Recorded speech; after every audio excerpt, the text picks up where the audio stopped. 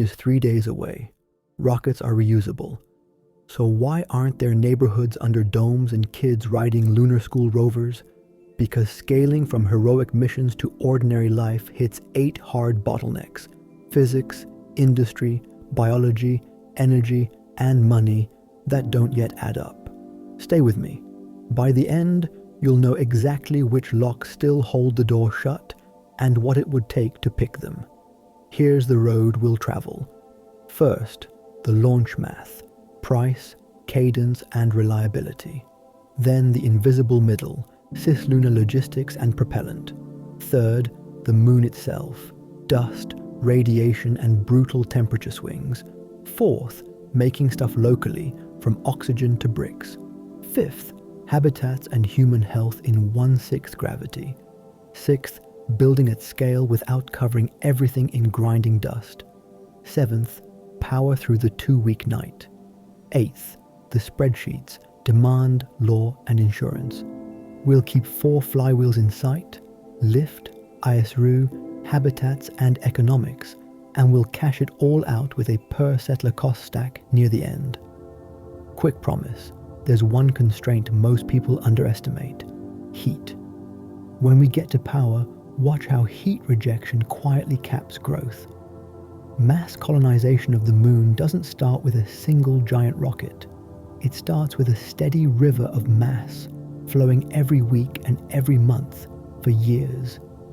Think less about a flag on the surface and more about freight schedules, spare parts, and medical supplies that arrive on time.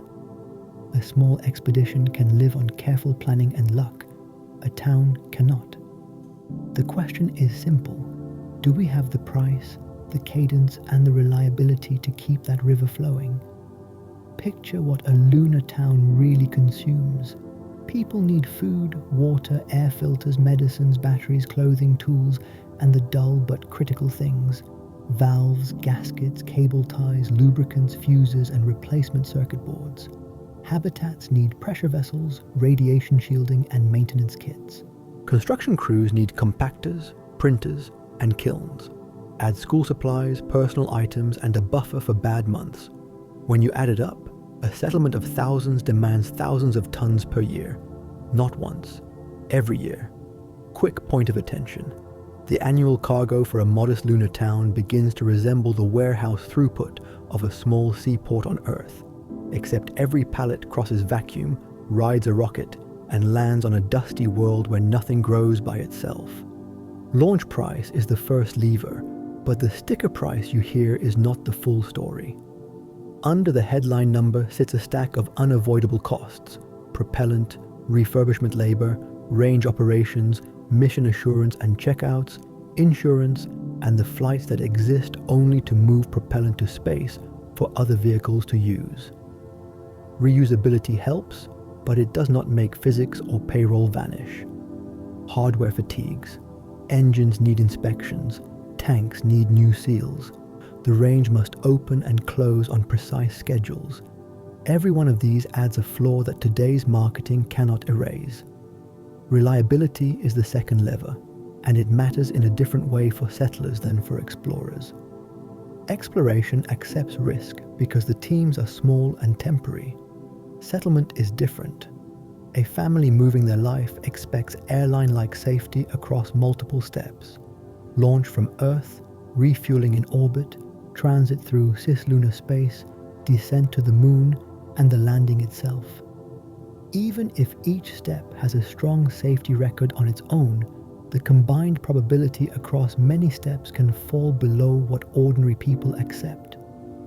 Multiply the risk of the launcher, the tanker rendezvous, the depot transfer, the cislunar burn, the lunar injection, and the final landing, and you discover that pretty safe times, pretty safe several times in a row, is not actually safe enough for school children and grandparents.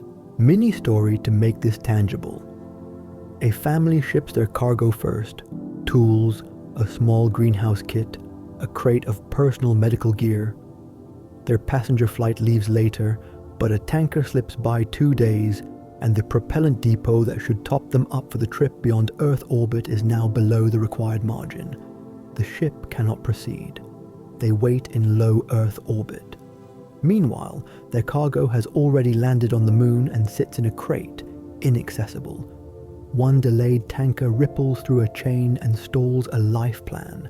That is what cadence and reliability really mean when we talk about settlement. There is also the ladder problem. Low Earth orbit is not the moon. The journey climbs a tall staircase, Earth surface to orbit, orbit to cislunar space, cislunar to lunar orbit, and lunar orbit to the surface. Cargo and people must climb each rung, and so must the fuel that moves them. Depots need to hold cryogenic propellants without boiling away too much. Tankers must rendezvous and transfer precisely. Landers must throttle down onto powdery regolith without blasting razor-sharp grains into nearby equipment. Each rung of the ladder adds both cost and failure modes.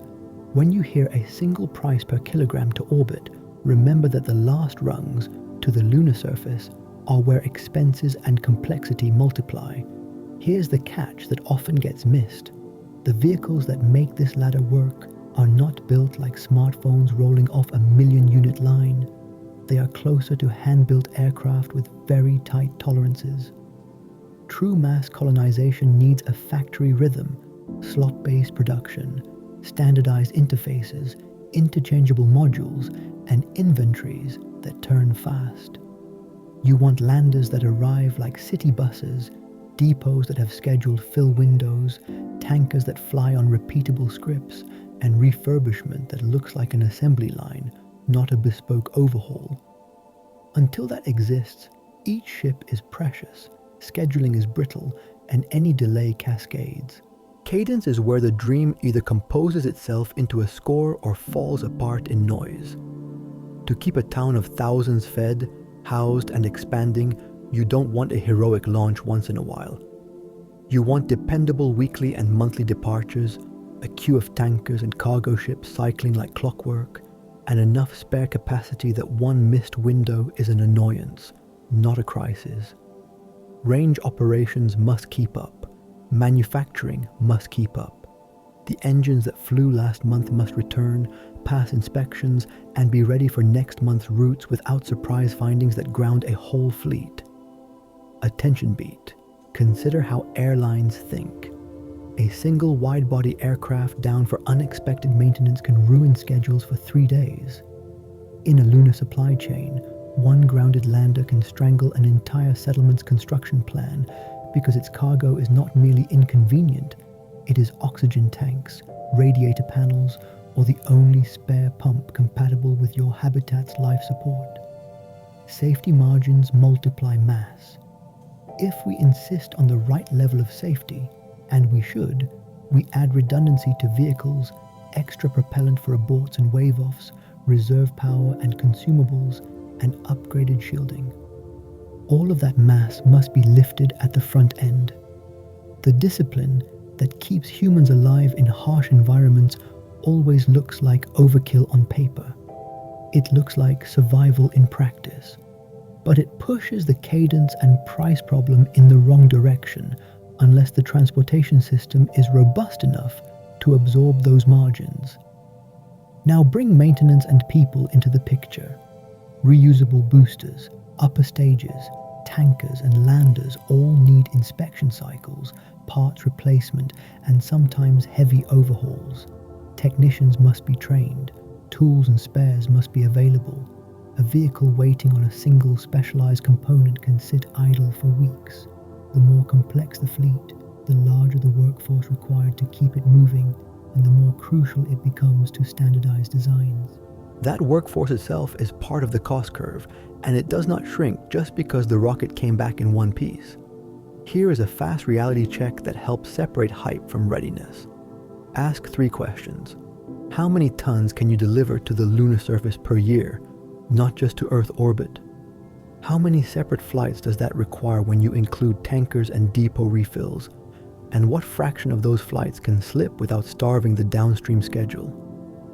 If the answers are not many, more than you think, and almost none, you are not yet at settlement scale.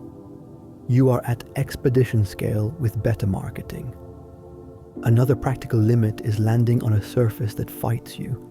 Without prepared pads and dust discipline, each descent throws a storm of grit at everything nearby.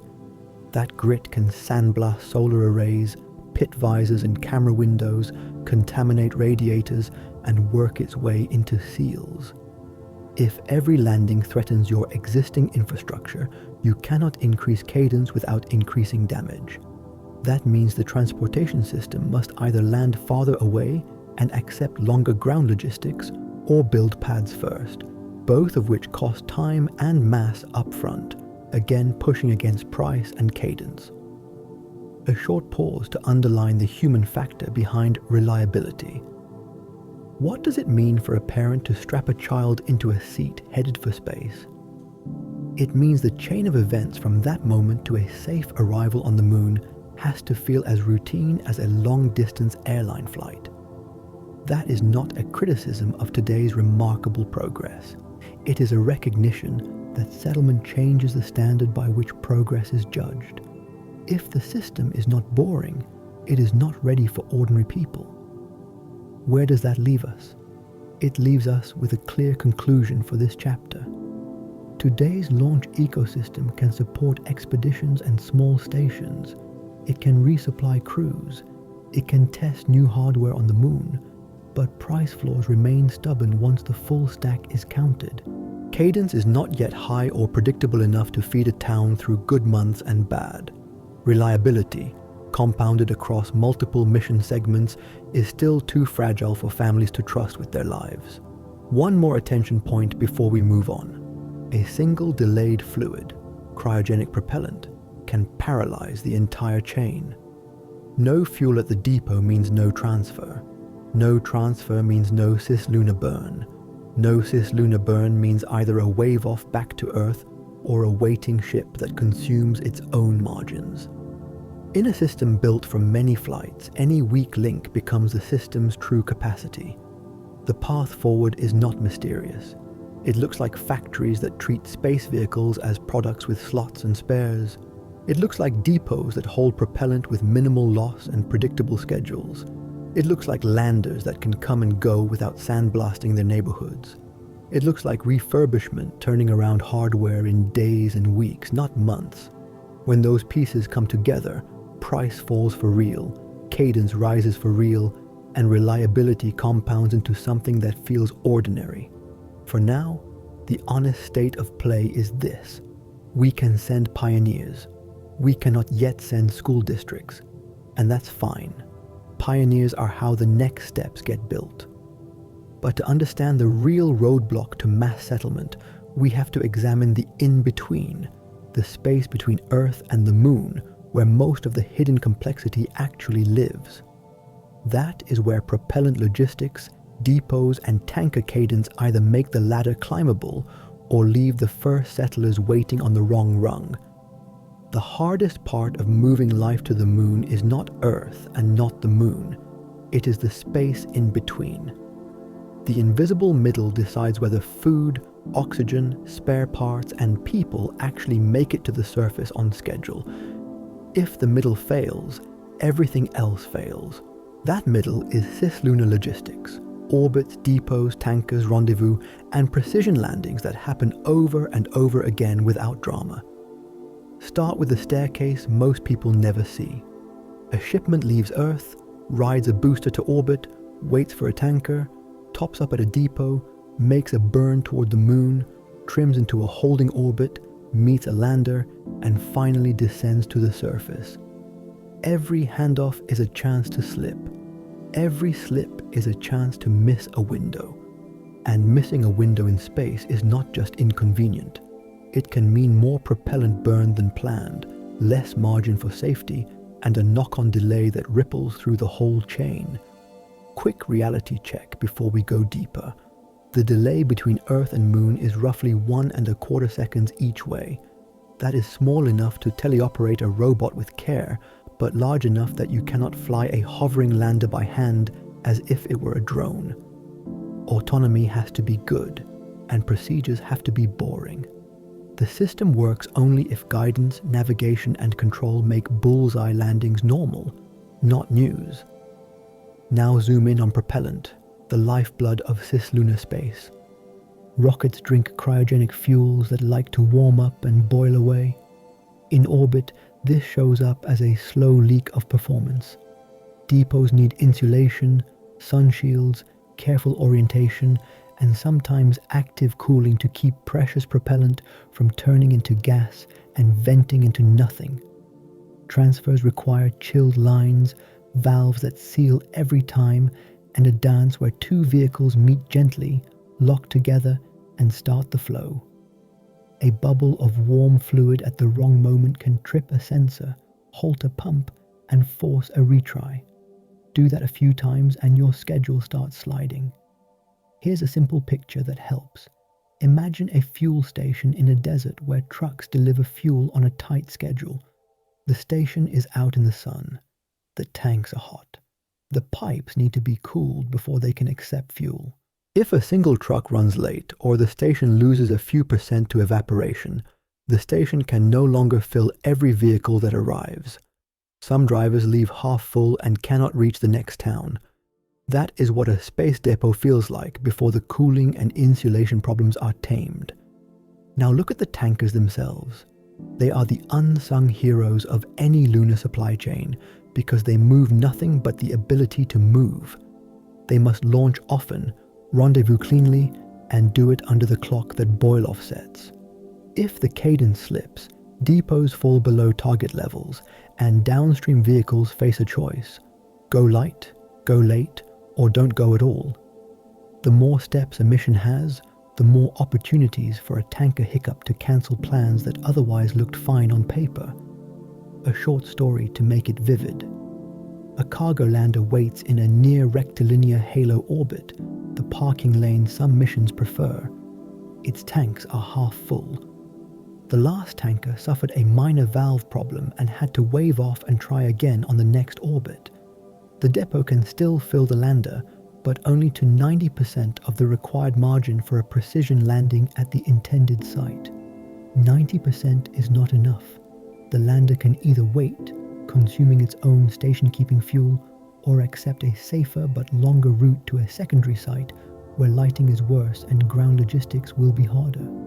The choice costs days, then weeks.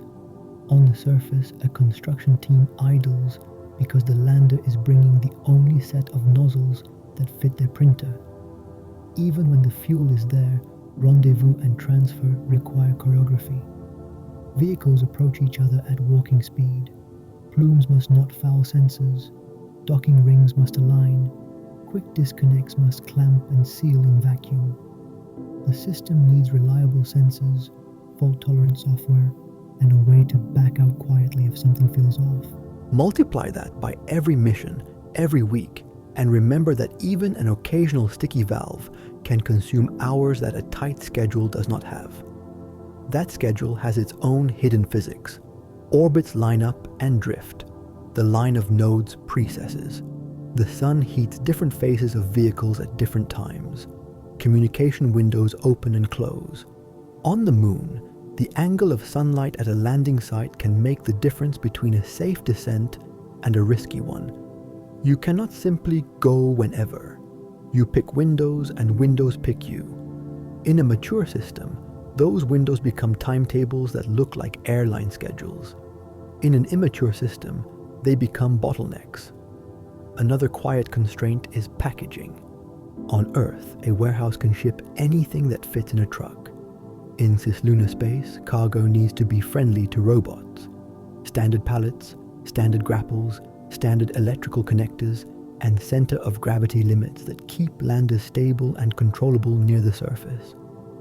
A box that is perfect for Earth may be impossible for a robot arm to pull out of a lander in 1/6 gravity without tipping. So the colony needs a packaging language, sizes, latches, and labels that machines understand without confusion.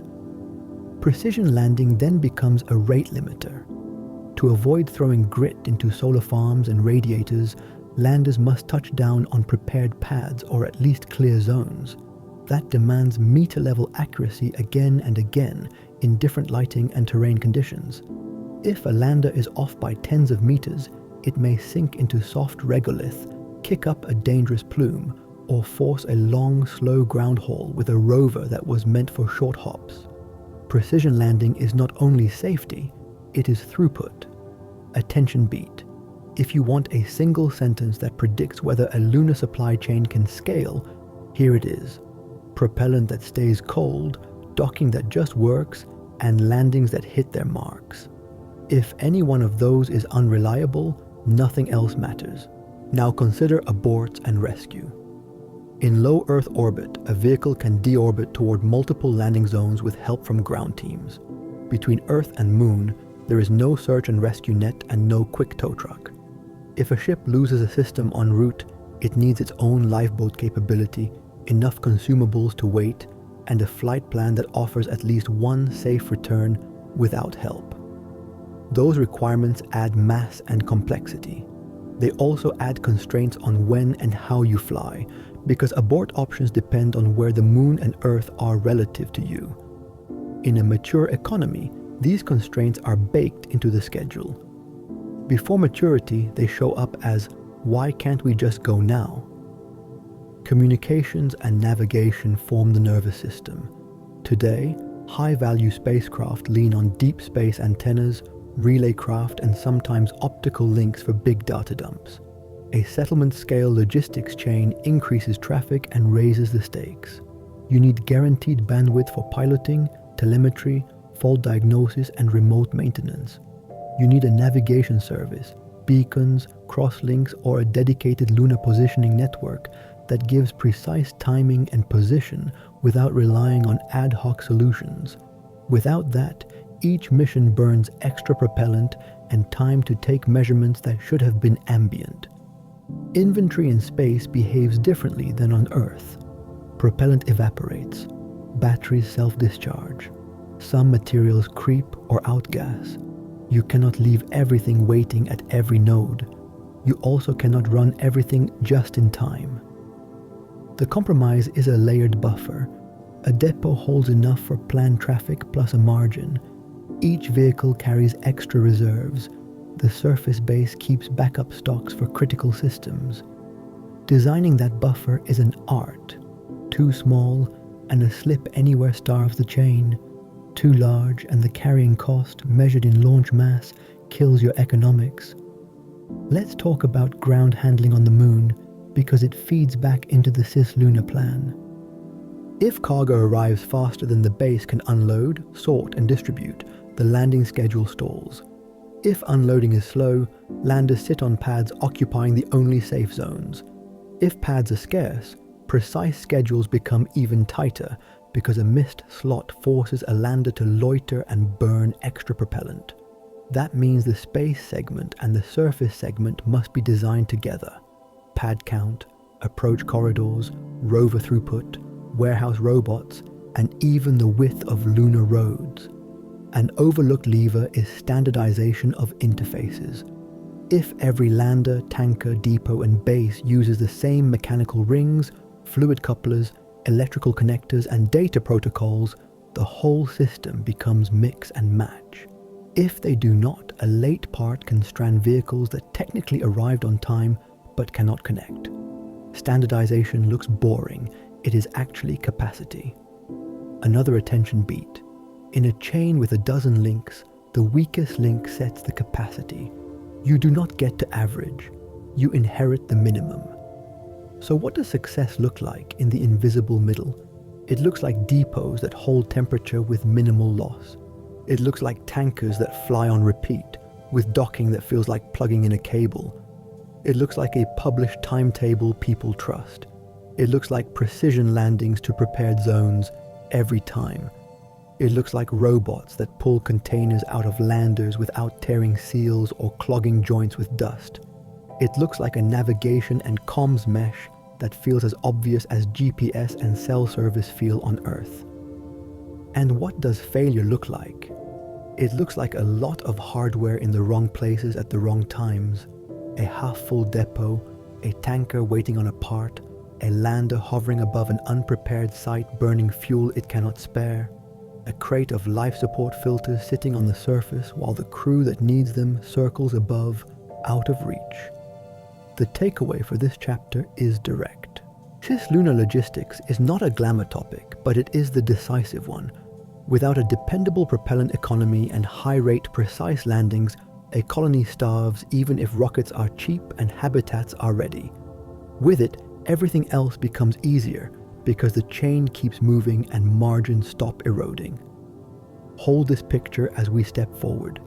Even if every tanker, depot, and lander performs flawlessly, the moon itself begins to fight back the moment you touch down. Radiation, sharp dust, and brutal temperature swings turn routine maintenance into a full-time job. That environment tax is our next stop. The moon does not welcome machinery or people.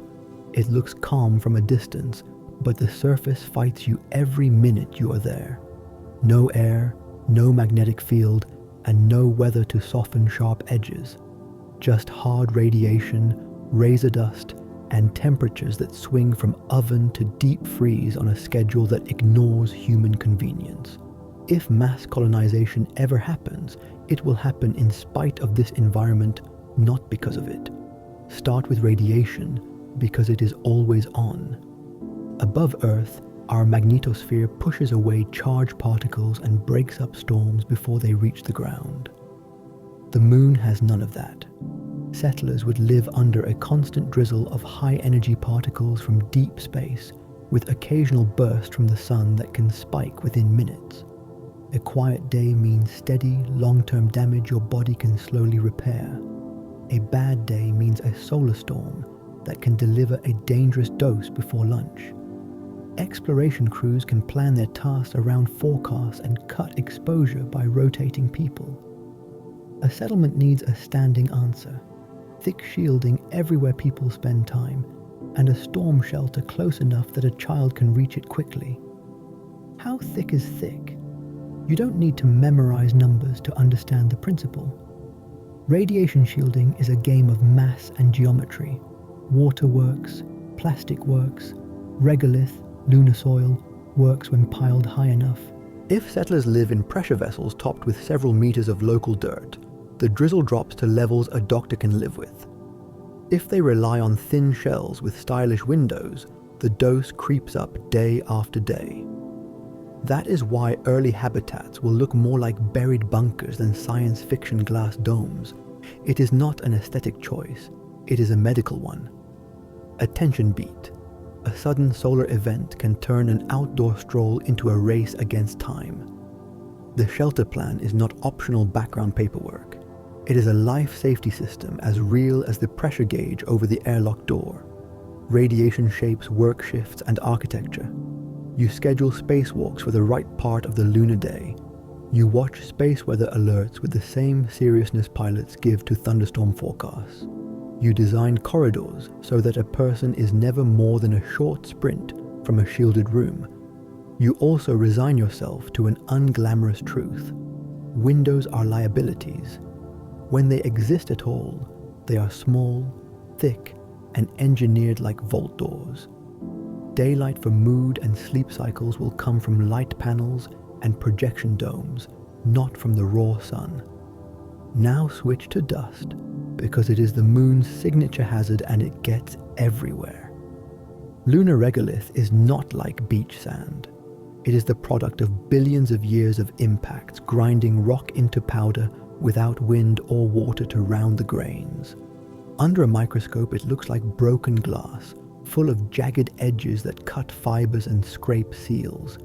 It clings by electrostatic charge, especially near the transition between day and night where electric fields build up. It floats when you kick it, but it does not settle like gentle smoke. It finds the places you forgot to protect. Apollo crews learned this in hours. Dust abraded suit joints, scratched visors, and infiltrated cabin filters. That was after a few moonwalks. A settlement that runs dozens of outdoor operations per week multiplies the problem by orders of magnitude. Every tool, every hatch, every connector becomes a dust management challenge. Airlocks cannot just be rooms where pressure changes. They are grooming stations with vacuums, brushes, and electrostatic wands. Suits live on the outside of the habitat, in suit ports, so the dirtiest surfaces never cross the pressure boundary. Floors near airlocks are sacrificial, designed to be replaced when abrasion eats them. Mini-story to make it vivid: a crew returns at dusk, tired and thirsty. They cycle the airlock and the outer hatch sticks because dust has crept into a hinge. They free it, step in, and a faint grey haze follows them like a ghost. Minutes later, the cabin's pre-filters show a spike. Someone forgot a dust cap on a tool, and now the fine powder is migrating toward a fan bearing that was already near service life. One oversight becomes a maintenance ticket. 6 months of that becomes a reliability problem.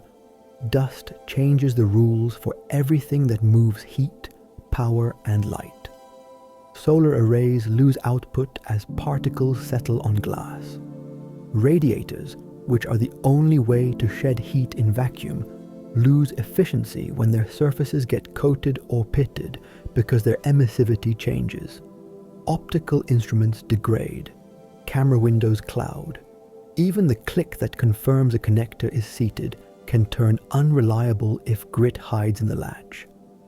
Any plan for mass settlement must include a dust budget: how much intrusion is expected, how quickly it is removed, and what parts are designed to be sacrificial. Attention beat. On the moon, getting rid of heat is often harder than making it.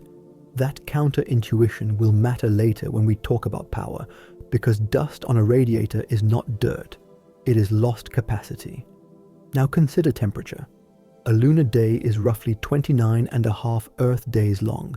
That means about 2 weeks of sunlight and 2 weeks of night at most latitudes. In full sun, the surface can heat past the boiling point of water. In darkness, it tumbles far below the coldest Antarctica night. Electronics feel that swing. Metals expand and contract. Seals harden, soften, and crack. Thermal cycles are not a footnote. They are a structural load that repeats every month forever. You have 2 broad strategies. One is to operate near the poles, where some ridges and crater rims receive sunlight for most of the lunar year. The swings are gentler, though not trivial, and power generation is easier. The other is to build thermal buffers, bury habitats, add heat capacity with water or phase change materials, and size radiators to move waste heat when you have it and store heat for when you don't. Both strategies carry costs. Polar terrain is rugged, communications are trickier, and long shadows make navigation harder. Thermal mass is heavy, and radiators are large, fragile surfaces that need protection from micrometeoroids and, again, dust. Equatorial sites are simpler to navigate and see the Earth high in the sky, which makes direct communication straightforward. But the 2-week night is brutal. Batteries and fuel cells that keep a base alive through darkness scale poorly when you add industry and neighborhoods. You can hibernate some systems and run others at low power, but people still need heat, air circulation, water circulation, and medical equipment without interruption. That is why many early plans favor polar sites, even if they complicate road building and line-of-sight links. Micrometeoroids add another constant tax. The moon has no thick air to burn up tiny rocks. Pebble-sized particles are rare. Sand grain particles are common. They strike at tens of kilometers per second. A pinhead at that speed can puncture a thin panel or pit a radiator. The fix is layered shielding. Whipple shields that turn incoming grains into harmless spray before they pierce a pressure wall, and layout choices that keep critical systems behind berms or underground. Vehicles parked outdoors wear micrometeoroid scars like badges. Over years, those scars become cracks if you do not inspect and replace panels on schedule. Landing itself stirs up trouble. A rocket exhaust on loose regolith does not make a neat plume. It lofts particles in ballistic arcs that can travel far and fast, sandblasting nearby gear. That is why prepared paths and designated approach corridors matter. A city cannot accept casual landings the way a remote field accepts a helicopter. The environmental side effect of every arrival has to be engineered out. Otherwise, throughput and safety find themselves in a tug of war that safety must win, slowing everything else. Lighting conditions are their own hazard. The sun sits lower in the sky near the poles, throwing long, sharp shadows that hide rocks and holes. Dust on lenses makes glare worse. Depth cues suffer. Piloted rovers need cautious speeds. Autonomy helps but demands better mapping and more robust sensors. Simple tasks, like moving a crate from a lander to a warehouse, go faster in a well-lit, paved yard than on a slope cluttered with boulders in oblique light. In other words, environment and productivity are tied at the hip. Inside the base, the environment follows you in softer forms. Vacuum outside means pressure inside, and pressure wants to escape. Every penetration, cable, pipe, hatch, is a potential leak. Temperature gradients want to build up if airflow is not engineered carefully. Dust wants to collect in corners and duct bends. Noise from pumps and fans builds fatigue if not managed with dampers and layout. Radiation outside sets your schedule. Noise and air quality inside set your mood and your health. Settlements succeed when the boring systems feel invisible because they are properly sized, duplicated, and maintained. Supply chains adapt to the environment too. Filters, seals, visors, bearings, and radiator panels become high-turnover items. Consumables that would last a year in a clean terrestrial plant may last a month under lunar dust. That reshapes cargo lists and drives standardization. If 5 different rovers use 5 different filter types, logistics officers age 10 years in a season. If they use one, and that one is designed to be cleaned and reused with dust-tolerant materials, everything downstream gets easier. There is also the question of where to put people in the long term. Buried habitats reduce radiation, mute temperature swings, and protect against micrometeoroids. Lava tubes, natural tunnels from ancient volcanic flows, might offer cathedral-sized spaces with built-in shelter, but they come with unknowns, uncharted geometry, structural stability, and challenging access. Scouting them demands robots that can map without GPS and climb without ropes. Until that work is done, surface berms and gently buried modules will likely be the default. Attention beat. The picture that wins is not a shiny dome under stars. It is a low, bermed street under a blanket of soil with light panels set to an Earth-like day and plants growing under LEDs. Not glamorous, but livable. What does all this mean for mass colonization? It means the moon adds a silent surcharge to every plan. Every outdoor hour costs more in maintenance. Every watt of power you make must also be dumped as heat through radiators that dust wants to clog. Every shipment must include unglamorous protection, filters, gaskets, brush heads, protective films, so that glamorous machines keep working. The settlement that treats the environment as an afterthought becomes a museum of broken seals and cloudy windows in a year. The settlement that succeeds accepts the tax and designs around it. It buries living spaces, it standardizes connectors, it builds paths and roads before it tries to scale traffic. It trains crews in dust discipline until it feels like brushing your teeth. It schedules work around radiation and lighting, not around ambition. It budgets mass for spares and tools as if those were food and water, because on the moon they might as well be. There is one more link between environment and economics that matters. The more you can use local material to solve environmental problems, the less you have to launch. Regolith becomes shielding, ice becomes water and then radiation protection and then, eventually, propellant. Sulfur or basalt-based concretes become pavers and pads that cut dust at the source. If the moon is a harsh landlord, it also owns the building materials you need to make rent. Learning to use them is not optional. It is the pivot from expedition to community. Hold that thought as we step into the next chapter. Importing everything forever collapses any budget. The way out is to make what you can from what you find. Oxygen from rock, water from ice, fuel from both, and bricks from the dust that tries to ruin your day. That is the promise and the grind of ISRU, in situ resource utilization, and it is the next piece of the puzzle. Importing everything to the moon is a fantasy that collapses when you count tonnage. In situ resource utilization, ISRU, is the pivot from expedition to community. It turns local rock and ice into air, water, fuel, shielding, roads, and bricks. You do not need full self-sufficiency to change the economics. You need to replace the heaviest, most common items with lunar-made versions and keep replacing more as the industrial ladder grows. Start with oxygen, because oxygen is hidden everywhere in lunar soil. Most lunar regolith is oxides, oxygen bound to silicon, iron, aluminum, titanium, and calcium. Roughly 4/10 of its mass is oxygen, locked in rock. Extracting it is a heat and chemistry problem. One path is hydrogen reduction of ilmenite. You heat ilmenite-rich soil and pass hydrogen through it. Oxygen leaves the rock as water vapor, condense the water and split it in an electrolyzer back into oxygen and hydrogen, recycle the hydrogen to the reactor.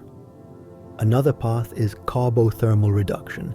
Use carbon as the agent and capture the resulting gases for separation. A third is molten regolith electrolysis. Melt the soil into a conductive soup and pass current to liberate oxygen at an anode while metals collect at a cathode. These processes are not science fiction. They are industrial. They want heat, steady power, rugged reactors, and parts that survive dust and thermal cycling. Attention beat. Oxygen is the heaviest single item a base needs, and it is also the easiest big win because it's already there in the dirt. When you make oxygen locally, every person's shipping bill drops dramatically. Byproducts matter. When you pull oxygen out, you do not just get gas, you get metals and slags. Iron and titanium from mare basalts, aluminum and calcium from highland anorthosites. The exact mix depends on location. Early on, those byproducts can become simple parts: weight blocks, radiation tiles, sintered pavers. Later, with better refining, they become feedstock for machine shops, brackets, housings, and structural members. The ladder is real: oxygen first, then crude metal shapes, then cleaner alloys, then precision parts. Water is the other pillar, and on the moon it mostly lives at the poles. Permanently shadowed craters trap ice and other volatiles at temperatures colder than liquid nitrogen. The catch is that these places are dark, bitterly cold, and rough, which makes operations hard. There are 3 broad ways to mine: mechanical excavation with chilled scoops and augers, thermal methods using heated rods or steam to loosen and vaporize ice in place, and microwave methods that couple energy into the regolith and drive off volatiles into a hood. Whatever you free must be captured as vapor, condensed, filtered for dust and contaminants, and then stored or piped to processing. Attention beat. The simplest picture is often the best. Imagine a chilled vacuum shop vac tent over icy soil. Warm it, catch what boils off, and don't let a single gram escape. On the moon, lost vapor is gone forever. Purity varies. Ice can be mixed with rock, salts, and exotic volatiles. Processing becomes a small chemical plant: filtration, distillation, deionization. Some volatiles, like hydrogen and carbon-bearing species, are precious for making fuels and plastics. They get collected, bottled, and guarded like treasure. Water itself is a triple-duty asset: drinkable life support, radiation shielding when stored in tanks around living areas, and feedstock for electrolysis into oxygen and hydrogen. The hydrogen is the scarce half. That scarcity shapes propulsion choices. Fuel loops define how much traffic you can run. If you can make LOX-LH2, liquid oxygen and liquid hydrogen, from local water, you have the highest performance chemical propellant pair for landers. The problem is cryogenic storage. Hydrogen is slippery and wants to boil away. Zero boil-off systems need excellent insulation, sunshades, and sometimes active cryocoolers. If you aim for LOX, CH4, liquid oxygen, and methane, you need carbon to make methane via the Sabatier reaction. The moon is poor in carbon. You would scavenge what little arrives from micrometeorites and polar volatiles, but you will likely import most carbon until later. That is why early ISRU may focus on oxygen-only architectures, produce lunar oxygen at scale, import the lighter fuel, and still cut mass dramatically because oxygen dominates propellant mass. Here's a practical compromise that many plans converge on. In early phases, run landers on imported fuel but top them with lunar oxygen. That halves or better the mass shipped from Earth. As water mining scales and power becomes cheap, add hydrogen production and cold storage. Later, diversify. Oxygen for breathing and oxidizer, water for shielding and heat sinks, hydrogen for fuels and chemical processes, and carbon for polymers and methane as it becomes available. Building materials are ISRU's most visible win. Sintered regolith, soil heated until grains fuse, becomes bricks, slabs, and pavers. Microwave sintering works well because lunar soil's minerals couple to microwaves and heat from the inside out. You can print pads and roads in place. Cast basalt and regolith glass come from melting and pouring. They become tiles, pipes, and fiber. Sulfur-based concrete is attractive on paper. Melt sulfur, mix with aggregate, cool to harden, but you must confirm sulfur availability at scale before betting on it. Geopolymers, alkali-activated binders need reagents that may be scarce. The safe bet is to start with sintering and glass, then layer in chemistries as supply chains mature. Mini-story. A base spends its first month laying a simple landing pad with sintered pavers and berming it with regolith. The next lander touches down, and for the first time the plume does not sandblast the nearest solar array.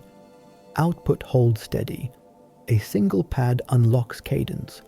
The crew cheers not because it looks pretty, but because it stops dust from eating their week. ISRU is also about standardizing the dirt. Before you feed soil into a reactor, you want a predictable grain size and composition.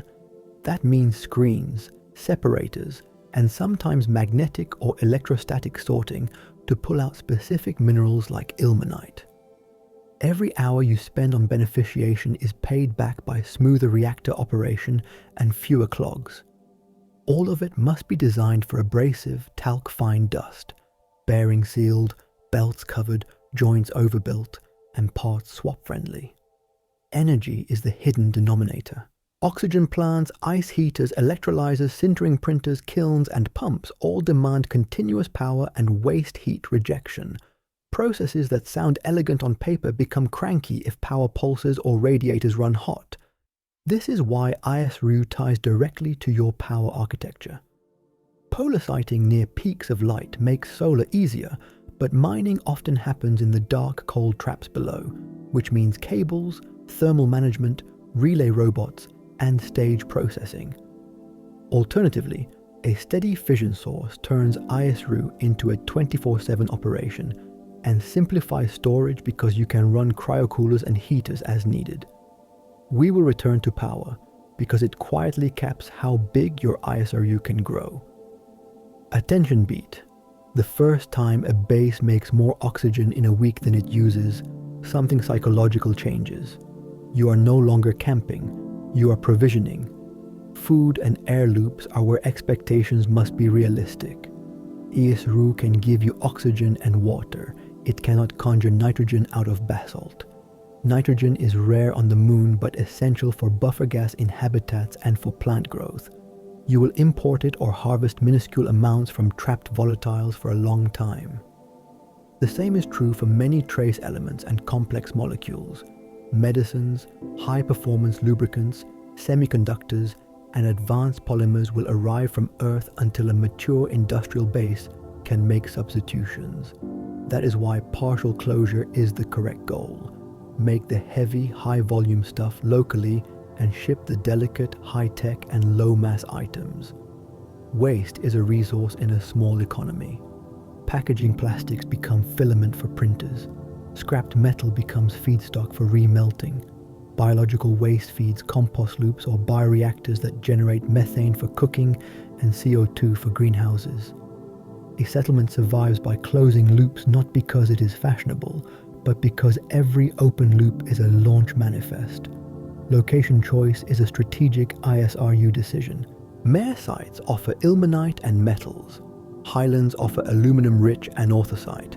Poles offer ice and long sunlight on ridges. No site gives you everything. Early settlements will likely pick a primary resource and trade for the rest. Oxygen and metal towns in the mare swapping tanks with water-rich polar outposts, with depots and tugs connecting them. Over time, that network becomes the lunar economy. Quality control is the less glamorous cousin of production. Oxygen for breathing must meet medical specs. Oxygen for engines needs low contaminants to avoid explosions. Bricks must meet compressive strength targets. Pavers must tolerate thermal cycling. Each product needs simple, repeatable tests that a technician can run in 1/6 gravity wearing gloves. If a batch fails, you need a path to rework or safely discard it.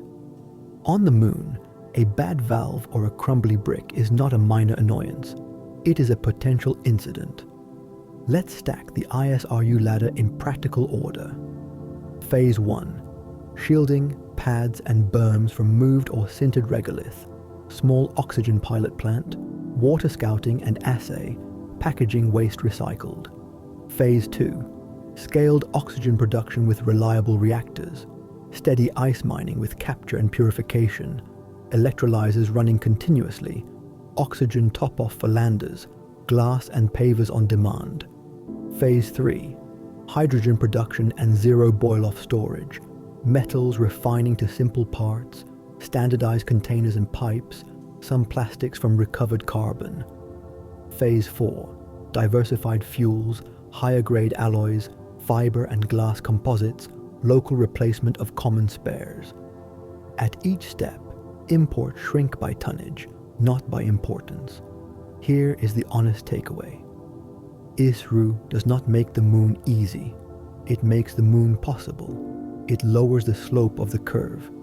It takes the heaviest consumables, oxygen, water, bulk materials, off the launch manifest and reserves precious earth lift for brains, chips, medicines, and things that cannot be mined or baked from dust. It also demands its own workforce, its own maintenance, and its own spare parts. It is an industry, not a button you press. As ISRU grows, living standards rise. Air gets cheaper, greenhouses get larger. Spare parts arrive faster because some are printed next door. Landing pads stop sandblasting the neighborhood. Roads mean fewer stuck rovers and faster unloading. And because your oxygen tanks are full, your emergency margins are bigger. Safety improves because you are no longer rationing the basics. Hold this frame as we move to the human side. Making air and bricks is necessary, but not sufficient. Humans are not machines. 1/6 gravity reshapes bodies. Radiation sets schedules. Dust changes medicine. Habitats must be designed not only to survive, but to keep people healthy, sane, and productive for years. That is the next chapter. How to live well on the moon, not just stay alive. Surviving on the moon and living well on the moon are two different targets. A settlement can keep people alive with tanks, filters, and strict checklists. A community needs spaces that support bodies, minds, families, and long shifts of routine work. 1/6 gravity rewrites biology. Radiation sets the architecture. Dust changes medicine. The goal is not a perfect habitat. The goal is a system that stays healthy when the schedule is busy, a pump is late, or a storm warning arrives at midnight. Begin with the vessel that holds life: pressure, temperature, humidity, and clean air at all times. Habitats that work look dull on the outside, bermed with regolith, small windows if any, service corridors thick with pipes and cables. Inside, they feel like a cross between a submarine and a clinic. The air mix favors a safe oxygen partial pressure with enough inert gas to avoid flammability and keep voices and sleep comfortable. Carbon dioxide removal is continuous. Trace contaminants, solvents from plastics, cleaning agents, volatile compounds from equipment, are scrubbed by beds that rotate in and out of service. Airflow is designed so that dead zones do not let pockets of CO2 collect near faces during sleep. Every hatch is a pressure door. Every cable and pipe penetration is a leak path that was argued about, tested, and signed off. Radiation turns roofs into shields. On Earth, the magnetosphere saves you for free. On the Moon, shielding is an engineering choice you commit to with mass and shovels. The baseline is simple: pile meters of local soil on top of living areas until the long-term dose rate falls into a range a doctor can defend. Where you cannot pile dirt over greenhouses or vehicle bays, you put storm shelters nearby, compact rooms with very high shielding where anyone outside can sprint during a solar event and ride it out for hours. The culture treats storm drills like fire drills. Space weather alerts are not background noise, they are operational inputs that change schedules. Now the part many plans handwave. 1/6 gravity changes bodies. Fluids shift toward the head. Legs unload. Bones and muscles lose the signals that keep them dense and strong. Joints and tendons decondition. Some people adapt and feel fine. Others feel motion sickness, eye pressure, or headaches until their nervous system recalibrates. Countermeasures are not optional. Daily exercise is as fundamental as water. Treadmills with harnesses, cycle ergometers, and resistive devices become part of the workday, not something you fit in afterward. Medical staff track bone density, muscle volume, cardiovascular fitness, and eye health, because drift in any one of those starts silent and ends with injury. Artificial gravity helps, but it is not magic. A small centrifuge that spins crew members for an hour can deliver useful loading to bones and vestibular systems. To get comfortable rotation rates, you want a large radius. At 4 revolutions per minute, a ring about 56 meters in radius gives 1 G at the rim. Smaller rings deliver partial G at the same spin. That is a lot of structure. Early bases will likely start with short radius chairs or beds for sessions that train the body, not whole spinning habitats. Over time, as construction capacity grows, a slow turning ring becomes a rational upgrade, especially if children join the population, and long-term development in low gravity needs a safer baseline. Here is a hard truth that must be said out loud. What 1/6 gravity does to pregnancy, childbirth, and childhood development is not well known. A research base can avoid the question. A settlement cannot. Until there is clear evidence, a responsible policy keeps pregnancy on Earth or in artificial gravity. That policy requires compassion, logistics, and planning, so families are not forced into choices they do not want to make. The biology does not respect optimism. It respects data and time. Dust discipline is a daily ritual because dust is not dirt. It is a mechanical hazard and a health hazard. Fine particles grind into seals, scratch corneas, abrade skin, and inflame lungs. Airlocks are built as suit ports where the suit stays outside and the person slides in from the back. Any suit that enters the living volume is treated like a machine that needs cleaning. Vacuums, brushes, electrostatic wands, sticky mats, and sacrificial floor tiles. Laundry is designed around dust capture. Filters are everywhere. Pre-filters are swapped often. The habit of checking differential pressure across a filter feels as normal as checking the time. The crew knows what a dust day looks like on pre-filter charts and what actions follow. Water management is the quiet cornerstone of health. It is a coolant, a drink, a solvent, a fire suppressant, and radiation shielding when stored around living spaces. The loop must be tight. Grey water recovery, urine processing, and careful accounting so that every liter is either in use, in storage, or in the plan. Cleanliness protocols treat water like medicine. Tools sanitized, medical areas controlled, food prep surfaces managed with strict checklists. In a small closed system, an outbreak of stomach flu is not a day off. It is a mission incident. Infection control is built into layout. Hand wash stations at choke points, materials that tolerate disinfectants, and positive or negative pressure rooms where needed. Lighting and sound shape sleep and stress. The lunar day does not match human rhythms, so habitats enforce an Earth-like circadian cycle with warm, bright mornings, cool afternoons, and gentle evenings that cue melatonin. Windows, if any, are small and thick. Daylight comes from panels that mimic sky color and direction. Noise from pumps, fans, and compressors is managed with isolation mounts, acoustic panels, and thoughtful routing. A constant hum becomes fatigue if it is not tamed. Quiet corners matter as much as big communal tables. Layout and privacy are health tools.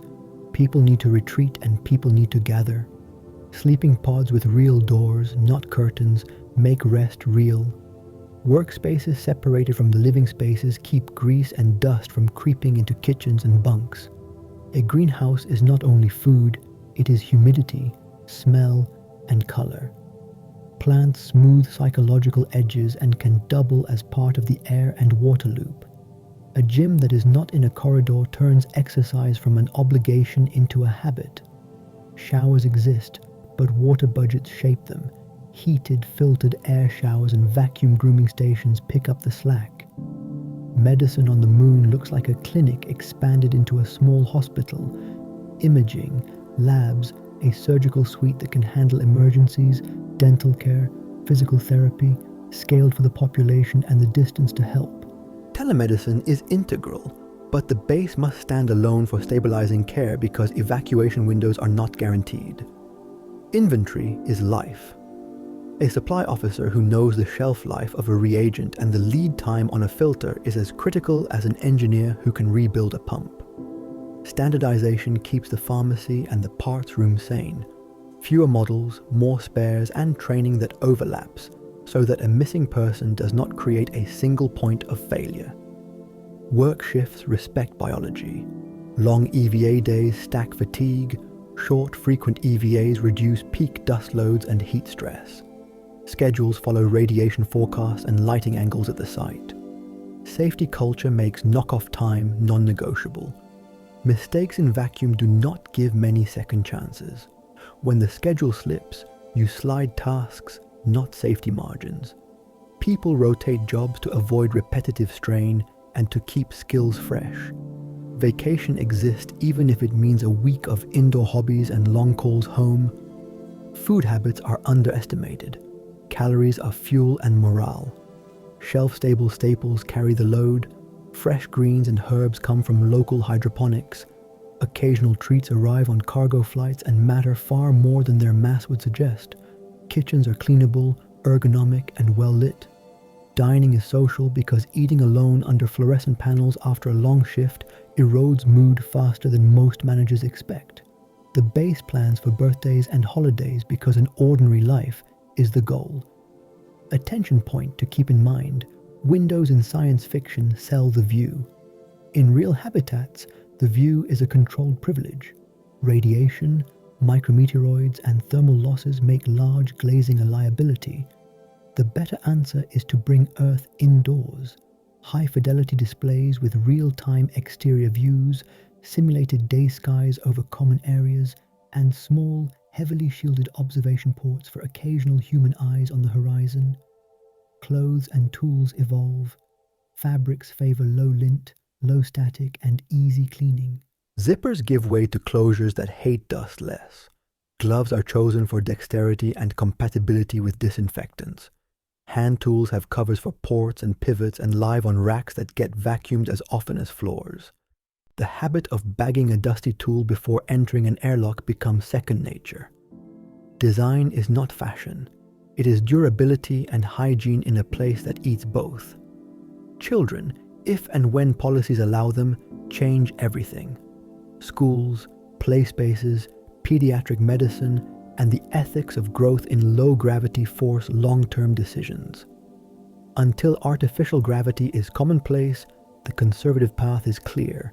Childhood and pregnancy stay within Earth or spin-provided gravity. That does not make a settlement less real. It makes it responsible. Adults can choose known risks. Children should not be test subjects because adults are impatient. Emergency response is rehearsed, not improvised. Fire in oxygen-rich, low-pressure environments behaves differently. Vacuum on the far side of a door is not a plot device. It is a physics fact you plan around with compartmentalization, sensors, and drills. A depressurization alarm means you move. Every person knows the route to the nearest safe room with redundant air and comms. Medical codes are clear and short. Tools for cutting through a bulkhead, patching a line, or isolating a circuit live where hands will reach for them without thinking.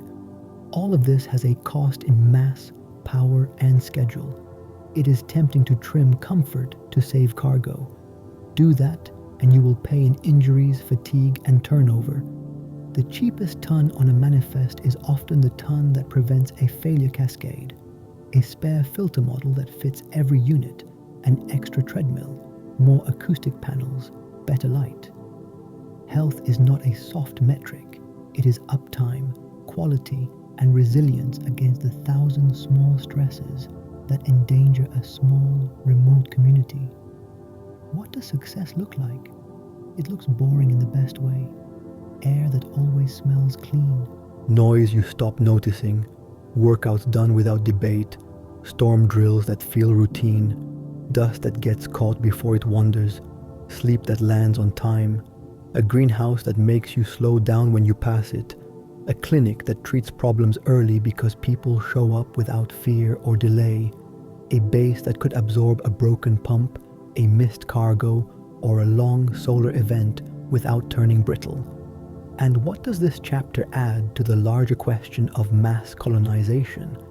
It adds the insight that biology and architecture are joined at the hip. You cannot buy your way out of low gravity with optimism. You cannot pretend dust is a cosmetic issue. You cannot schedule around radiation forever. The design of habitats and the routines of daily life are the levers that convert a harsh environment into a livable home. Now tie this to the bigger plan. Even perfect habitats cannot scale without a construction stack that can build pads, roads, berms, and sealed volumes quickly, safely, and without coating everything in abrasive powder. To move from a few halls to a town, you need builders that build the builders, robots, standards, and a dusty version of civil engineering that works in 1/6 G. That is where we go next. Building a town on the moon starts with building the things that build everything else. Pads, roads, berms, cranes, shops, and the quiet routines that keep dust out of places where dust destroys. A base that grows from a few rooms into a neighborhood needs a construction stack that works in vacuum, in 1/6 gravity, under constant radiation and micrometeoroids, and on soil that behaves like abrasive powder. The goal is not a single impressive structure. The goal is repeatable methods that turn piles of regolith into safe places to land, move, lift, and assemble without wrecking what you already built. The first rule is simple and non-negotiable. Landing pads come before traffic. A rocket exhaust on loose regolith does not just blow dust. It lofts sharp grains at high speed that travel far and erode anything downrange. If every arrival sandblasts solar fields, radiators, windows, and instruments, your capacity shrinks as you try to grow. Early missions bring the means to make a pad quickly. mobile sintering units that fuse the top few centimeters of soil, interlocking pavers pressed from regolith and baked in a small kiln, or prefabricated sacrificial mats that unroll and lock together. The first pad may be ugly. It does not need to be beautiful. It needs to be solid, non-eroding, and big enough to keep plumes from excavating a crater. A quick story illustrates why this matters. A lander touches down 10 meters off target on an unprepared patch during dusk. The exhaust throws a sheet of grit that pits the nearest radiator bank. Output drops by 20%. The crew spends 3 days swapping panels and cleaning fins instead of laying cable. The next lander, forced to wait, burns its loiter margins and diverts to a secondary site. One missed pad becomes a week of lost work. Once a pad exists, the next step is dust discipline everywhere heavy things move. Bulldozing on the moon is not like bulldozing on Earth. There is no air to carry fine particles away and no rain to settle them later. Grading robots work slowly with low blade angles. Compactors are designed for 1/6 G with vibro heads and wide drums to press grains into a tight surface. Where traffic is frequent, fused or paved lanes beat loose soil every time. Berms line the sides of roads and pad perimeters to catch stray ejecta. Around workyards, dust fences with electrostatic elements help pull charge fines out of the local environment. You cannot eliminate dust, but you can tame it and keep it where it does the least harm. Material handling sets the pace of construction. Gantry cranes on rails straddle yards and pad edges so loads do not cross over critical equipment. Teleoperated forklifts and low-slung haulers move containers along marked lanes with conservative speeds because braking and traction feel different when weight is lower but mass is the same. Grapples, latches, and pallet forks are standardized. Every container vents safely on depressurization and presents the same handles to any robot or rover. The rule is simple. The tool that fits one crate fits them all. Standardization is capacity. Surveying and layout come next, and they happen continuously. There are no drones in airless skies, so mapping relies on mast-mounted lidars, rovers that run repeatable loops, and beacons that create a local positioning network. Before a crew digs or prints, a robot verifies grade, compaction, and bearing strength. Expansion joints are planned into paved surfaces because thermal cycles will open cracks if you pretend they do not exist. Alignment markers are bold and redundant, readable by human eyes through a visor and by machine vision through dust on a lens. Factories that feed construction start small and simple. A press turns sieved regolith into green bricks that a kiln sinters into pavers. A microwave head glazes soil into hard crust for walkways and pads. A modest glass line melts fines into thick tiles for interior use, where pressure and micrometeoroids are not a concern. As power and staffing grow, the plant adds a basalt fiber drawer and a small casting line for beams and plates. The ladder is always the same. Dirt to shape, shape to strong, strong to standardized part that a technician can install in gloves. Robotics carry the load early. Teleoperation works for slow, deliberate tasks. Autonomy covers repeatable loops like yard shuttles, compaction passes, and perimeter patrols. Latency from the Earth side is too long for fine control. Teleop stations on the moon with comfortable chairs and clean displays become the everyday office for operators who spend shifts guiding machines that do not complain about dust. Maintenance bays line the yard with sealed floors, vacuum cleaning ports at every stand, and part racks that keep abrasive fines away from precision surfaces. Tools prefer dry or solid lubricants. Bearings and slides are sealed. Every moving joint has a dust cap and a spare within reach. Safety is a discipline, not a slogan.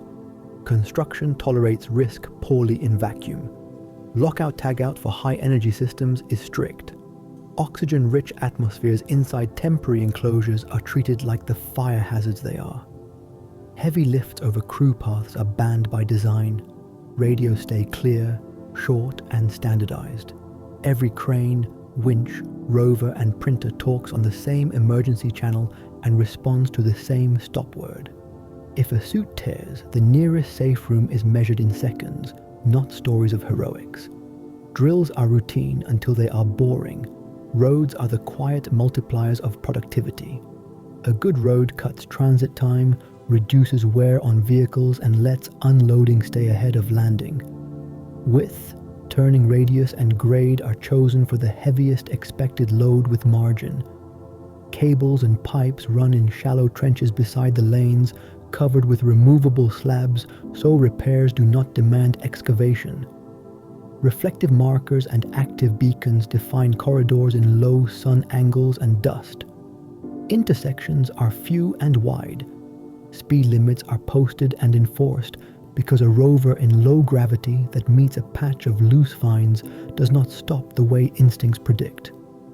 Warehousing in vacuum feels different from a terrestrial shed. There is no air to carry heat, so thermal control uses embedded pipes, heat sinks, and radiators. Inventory racks lock containers at multiple points, so a bump does not start a slow drift. Barcodes and RFID tags give way to bold visual codes and robust optical markers that cameras can read through a patina of dust. The rule for spares is modest variety, large quantity. Every critical subsystem picks 1 or 2 models and stocks deep. Technicians cross-train aggressively so a missing person does not become a single point of failure. Quality assurance is part of construction, not a separate department. Pavers are sample tested for compressive strength and thermal cycling before they reach a road. Pads are scanned with ground-penetrating instruments to find voids before a lander touches down. Welds are inspected with handheld ultrasound. Joints are leak-checked with simple, repeatable routines. The bias is toward tests that work with gloves, in low dexterity, and that do not require a perfectly clean lab. As structures grow, shielding follows.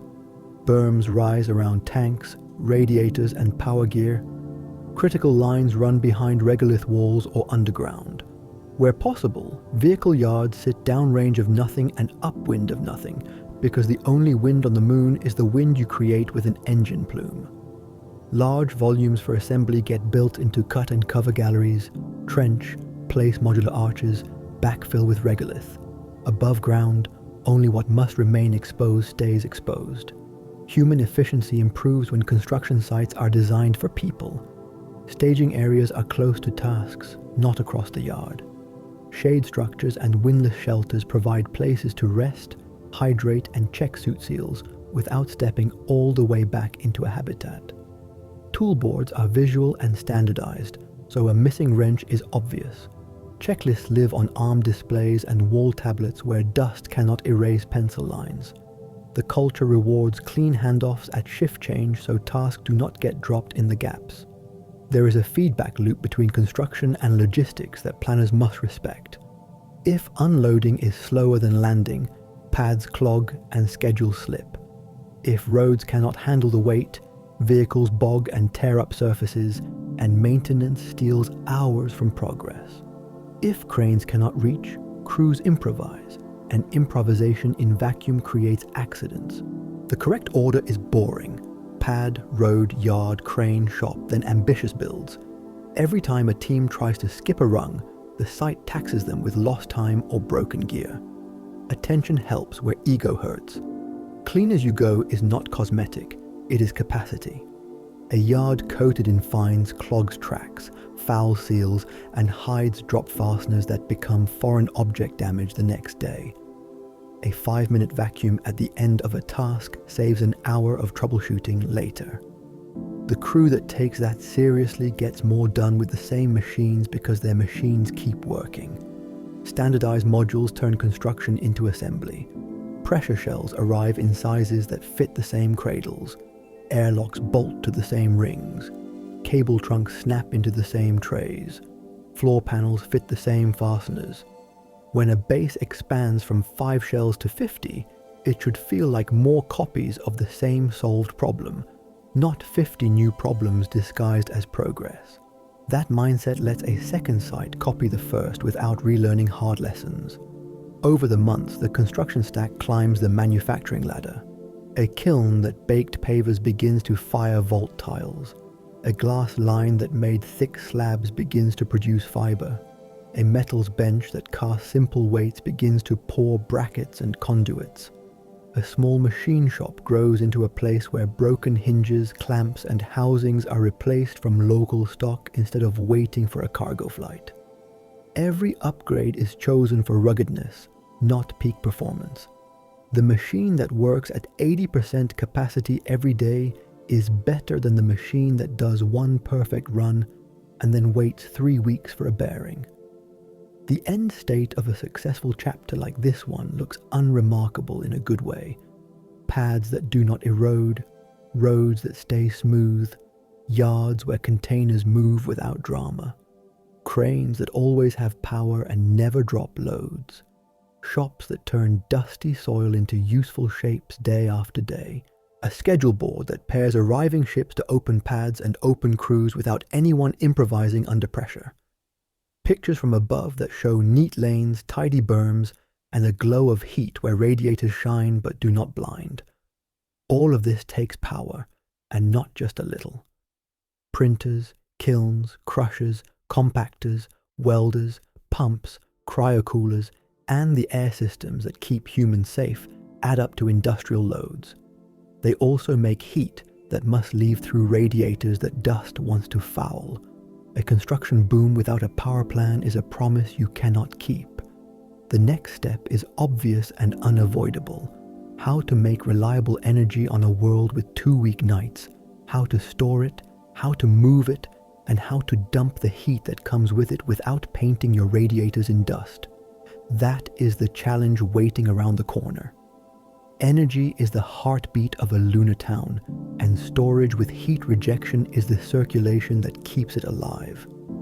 On the moon, you can often make power. What breaks plans is keeping it steady through a 2-week night and getting rid of the heat that industry creates when there is no air to carry it away. If mass colonization ever scales, it will be because a power system runs without drama day after day, while radiators quietly shine to black space and stay clean enough to work. The polar strategy is the closest thing to an easy mode, though it is not easy. Some ridges near the poles receive sunlight most of the lunar year. Arrays on those heights can feed a settlement below. The terrain is rough and the lines are long, so a microgrid has to stretch across slopes, over saddles, and around craters. Power paths want redundancy because a single cut cable in harsh terrain should not black out a base. Arrays must track the sun at shallow angles, tolerate dust that drifts and sticks, and survive micrometeoroid peppering. Cleaning becomes a routine. Electrostatic wands, brush passes, maybe thin transparent covers you can peel and replace. Nothing about it is glamorous. Everything about it is necessary. The equatorial strategy faces a blunt fact: about 14 days of daylight followed by about 14 days of night. For small crews, you can hibernate most systems, run life support at a trickle, and wake up when the sun returns. For a town with mines, kilns, printers, clinics, and families, hibernation is a myth. Lights can dim and ovens can cool, but air, water, heat, medical gear, and some ISRU lines must stay up. The storage this implies grows fast and heavy. Batteries scale linearly with energy, and they are honest about mass. Fuel cells with stored reactants can do better over long spans, but the tanks that hold those reactants bring their own headaches. Cryogenic storage is one of those headaches. If you store liquid hydrogen and liquid oxygen for fuel cells or for landers that refuel locally, you must keep them cold for weeks. Insulation, sunshades, and careful orientation are not enough by themselves at scale. Boil-off is a tax that never stops charging. Zero boil-off systems add cryocoolers, which themselves draw power and make heat that must be rejected by radiators that dust tries to foul. A simple sentence captures the trap. You store energy to get through the night, but storing it consumes energy and cooling needs clean radiator area that the environment wants to take away. Thermal storage looks attractive because it is conceptually simple. Heat a mass when the sun is up and pull that heat out when it sets. On the moon, the details bite back. Without air, you move heat by conduction and radiation only. Big hot blocks work, but moving that energy into electricity requires heat engines and temperature differences that are hard to sustain once radiators warm and dust changes their emissivity. Thermal stores still have their place. They can buffer habitats, smooth short spikes, and keep fluids above freezing. As baseload for industry through a 2-week night, they grow bulky unless paired with other sources. Nuclear fission is the cleanest way to dodge the night. A compact reactor gives steady power day and night, independent of lighting and weather. It can drive oxygen plants, kilns, pumps, and cryocoolers without watching the horizon. It also produces constant waste heat that must leave through radiators. Reactor siting wants distance and shielding from habitats. Berms and buried galleries do the job. The weak point is not the physics, but everything around it.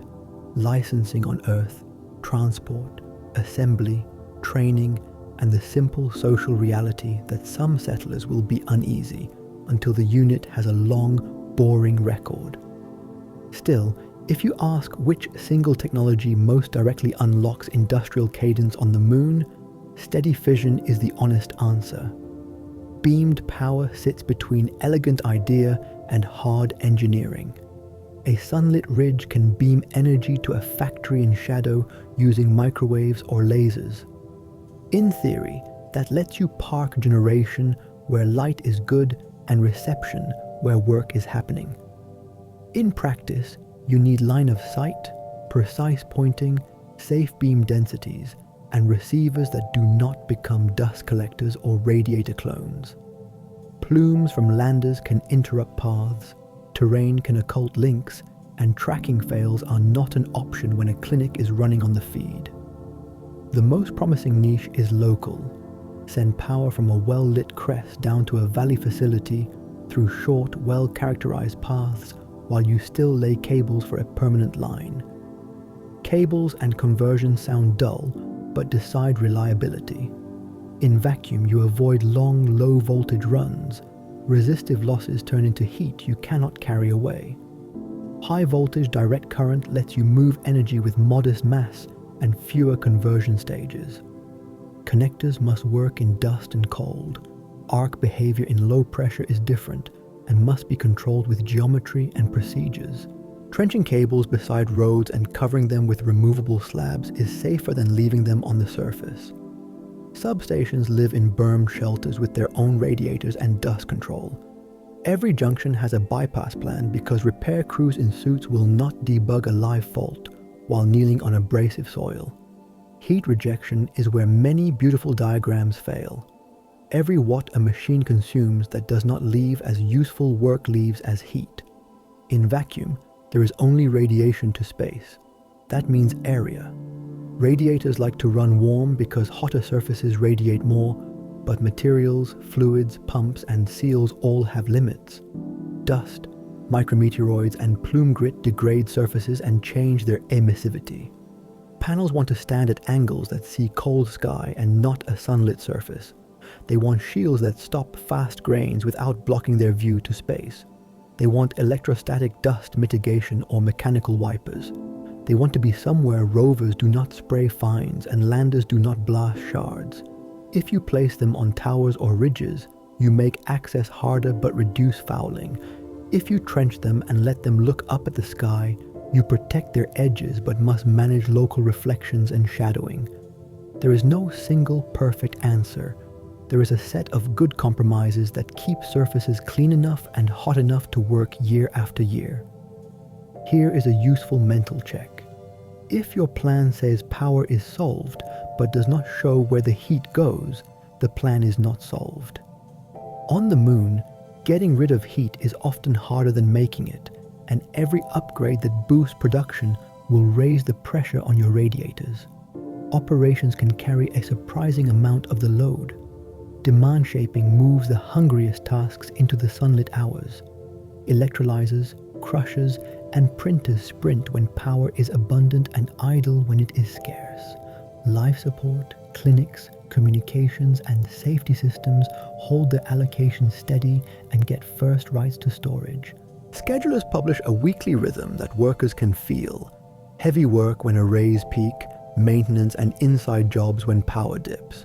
The culture accepts that some days you slow down because a dust storm from a recent landing coated the panels, and your cleaning robots need hours to sweep.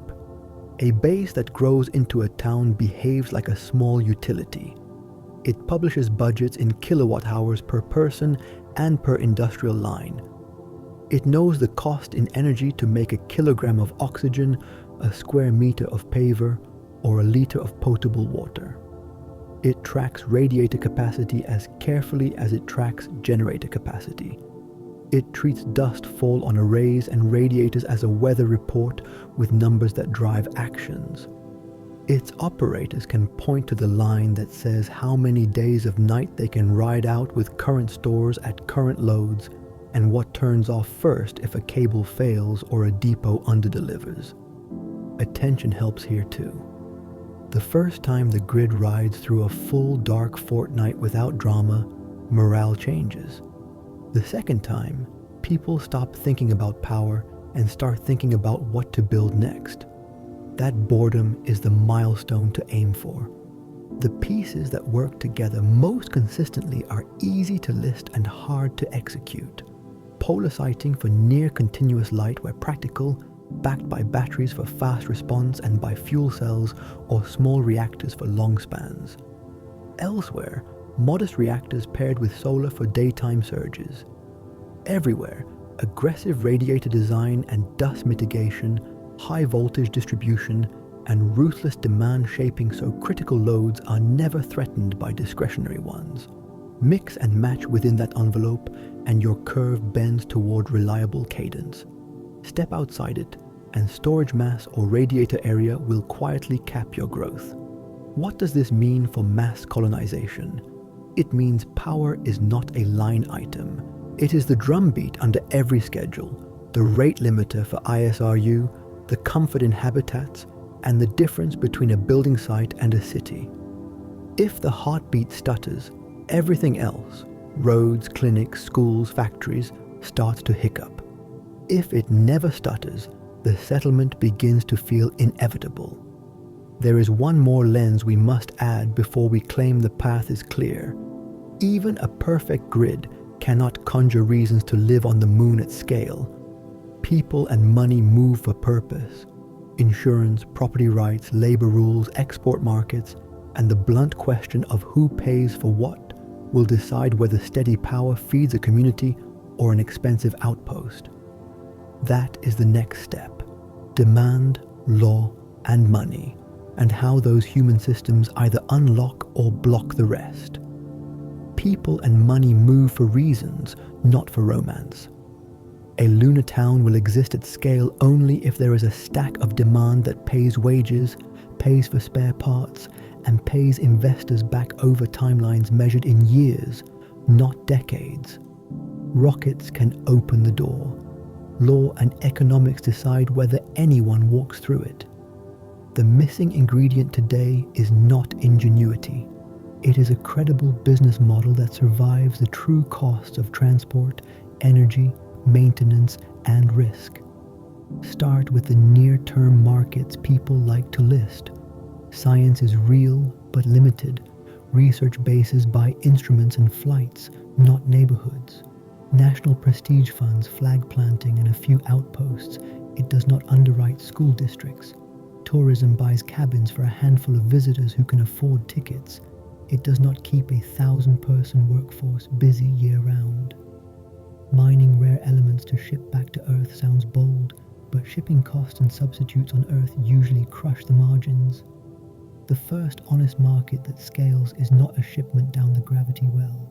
It is a shipment sideways, propellant, oxygen, and water sold into cislunar space for vehicles that move people and cargo. A moon that makes oxygen cheaply and reliably becomes the gas station and hardware store for the neighborhood between Earth and Moon. Attention beat. The export that moves first is not gold or helium fantasies. It is oxygen. It is heavy. It is needed everywhere, and it is already in the dirt. There are other niches that can grow. Vacuum and low gravity make certain manufacturing steps easier. Ultra-clean coatings, sintered ceramics, large thin films for antennas, perhaps niche fiber or optics that prefer low convection environments. Most of that work is easier in orbital facilities where microgravity is purer and shipping to customers in space is shorter. The moon's comparative advantages are different. Abundant rock for shielding, a steady surface to bolt heavy gear to, and local resources for oxygen and water. If a cislunar economy matures, the moon supplies bulk and stability while orbit supplies zero-G finesse. So who pays for the early years before customers appear at scale? In practice, public money and patient capital fund the first decade. Governments pay for science and infrastructure, and they do it because communications, weather data, science, and national security already depend on space. Agencies can place long-term service contracts for propellant, cargo delivery, navigation beacons, and power nodes. Public-private partnerships can anchor depots, standardize docking rings and fluid couplers, and commission landing pads at key sites. Each contract de-risks the next tranche of private investment because it turns a slide deck into a revenue line. Insurance is the quiet gatekeeper that decides whether projects pencil out. Today, premiums are high because flight counts are low and actuarial tables are thin. A settlement multiplies interfaces that can fail: launch, depot, tanker, lander, pad, warehouse, habitat. Underwriters will not lower rates without boring data. The path down is standards and discipline. Shared mechanical rings, shared couplers, shared software test suites, and auditable maintenance records let risk pool correctly. Without that, every operator pays a bespoke premium and builds a bespoke safety case. That is not capacity. That is friction. Liability and property rights are the next invisible walls. A settlement without clear rules devolves into a patchwork that investors avoid. People will ask simple questions with hard answers. If a lander showers dust on my farm and scratches my radiators, who pays? If my cable crosses your road and your rover cuts it, who pays? If my crew is in a storm shelter inside your habitat during a solar event, whose rules apply? Rules are not romance. They are guardrails that tell money it will not fall into a hole. Because nations are responsible for activities in space by entities they authorize and supervise, any company on the moon will still live under a terrestrial flag. That flag must publish licensing and oversight that clarify what operators can own, extract, sell, and defend without violating international commitments. Resource extraction rights must be legible enough that a bank can collateralize a tank farm or a warehouse. Safety codes must be legible enough that insurers can price them. The more this looks like civil engineering and utilities regulation, the more money treats it like a real market and not an adventure. Labor is a market too. People go where pay, purpose, safety, and life quality balance. Hazard pay matters, but only to a point. Rotations, leave policies, family support, and mental health resources define retention.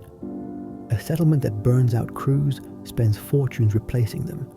A settlement that trains broadly and rotates jobs keeps injury down and skills up. Education and accreditation must follow the work. A welder certified for stainless in vacuum is not the same as a welder certified for mild steel in air. A medic trained for decompression and eye injuries from dust is not the same as a clinic nurse on Earth. All of this gets priced into the wage bill, and the wage bill feeds back into what exports must earn. Governance on site makes or breaks morale. People want to know who runs what, how to appeal decisions, and how to resolve disputes. A functioning town has a fire department, inspection authority, environmental health rules, and a fair process for incidents. On the Moon, the same functions exist with different names and more checklists. Lockout-tagout that is ignored becomes an accident. Air quality that is not measured becomes a clinic visit. Dust rules that are not enforced become a maintenance backlog. The more predictable these systems are, the less they feel like control and the more they feel like competence. Currency and payments sound dull until a cable cut splits your base into 2 microgrids for a week. A lunar economy needs a payments backbone with offline tolerance, fraud controls, and clear accounting between companies and crews. You cannot assume constant external connectivity. You need local ledgers that reconcile cleanly when links return. Wages, bonuses, hazard pay, and service charges all need to settle even when comms hiccup. When money moves cleanly, bartering of favors declines and uptime grows because parts and labor flow to where they are needed with outside deals. Trade balance defines what size a town can reach. If exports are not large enough or regular enough, external subsidies must fill the gap. That can be fine in early years if subsidies build shared infrastructure that lowers costs for everyone: pads, roads, beacons, depots, and standard interfaces. But a settlement that never finds paying customers outside its own bubble becomes an expensive research park. The first believable flywheel is an in-space market that buys oxygen and water for vehicles going farther out, with steady service contracts for navigation, surface weather, mapping, and telecom as add-ons. That market does not need TV thrills. It needs invoices and deliveries that match. Attention beat. One lawsuit can halt a site that skimps on codes. One well-publicized accident can raise premiums for everyone. Safety is not only ethical, it is economic. Standards are culture captured in binders. Docking geometries, pad sizes, approach corridors, transponder codes, coupler bore diameters, electrical pinouts, payload pallet dimensions, barcode formats that work through dust, safety signage that suits low gravity and thick gloves, radio procedures that leave no ambiguity in a crisis. These are glue. Without them, schedules tear and insurance refuses to play. With them, a small ecosystem of suppliers can flourish because parts fit and crews can be cross-trained. What about the dream of a private city far from politics? The reality is that space law ties activities to authorizing states. Oversight will exist. The constructive path is to shape that oversight so it encourages competition on safety and efficiency rather than paperwork. Publish codes, publish inspection results, reward operators who share incident data so the whole site gets safer.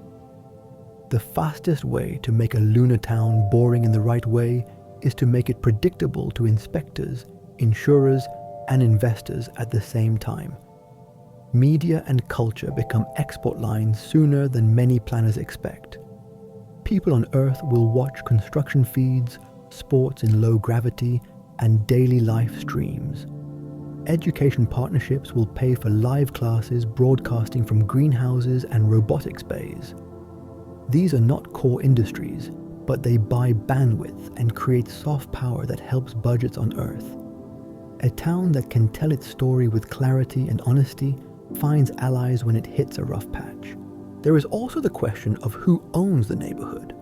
Public utilities on Earth often begin as private ventures and end as regulated monopolies or co-ops.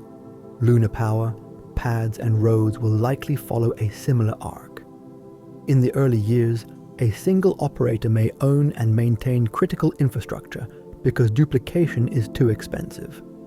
As traffic rises, tariffs and open access rules must prevent lock-in that strangles newcomers. If access feels fair, traffic grows. If access feels captured, investment flees and the site ossifies at a small size. Education and training pipelines on Earth close the loop. Community colleges and trade schools can produce vacuum electricians, cryogenics technicians, and sterile pack assembly specialists long before a person ever sees a rocket.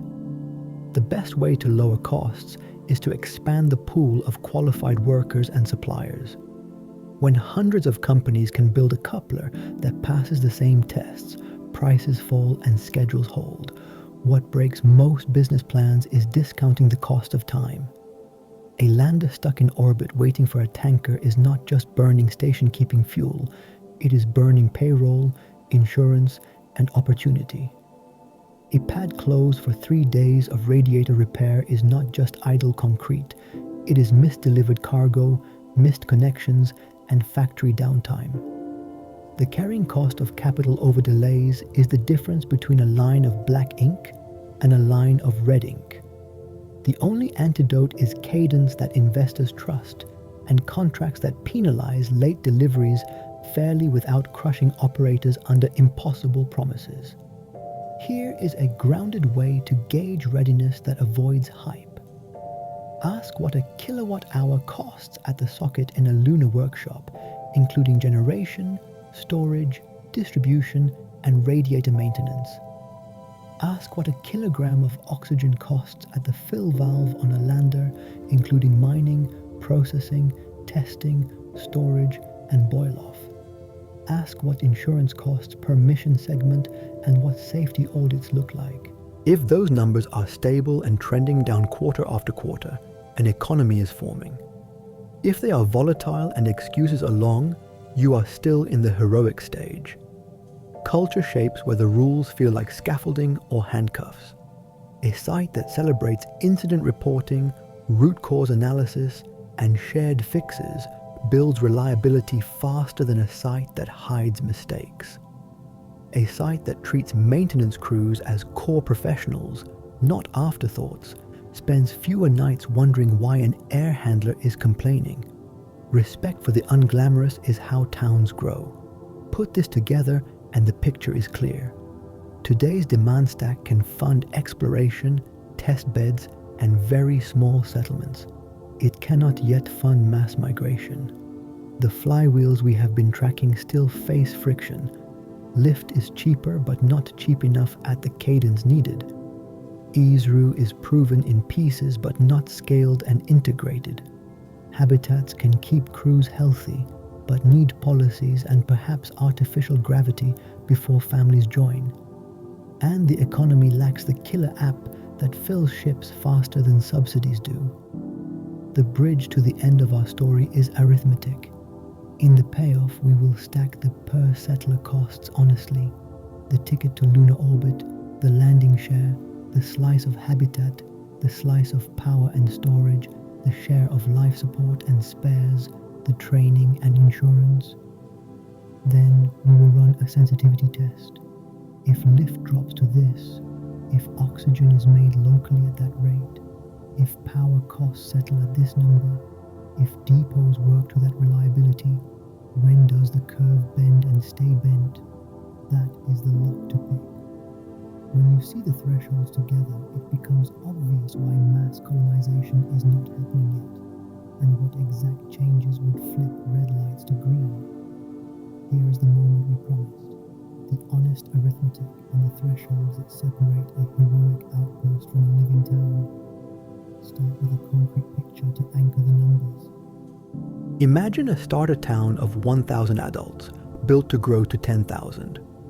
In the first phase with partial ISRU, each person does not weigh one human.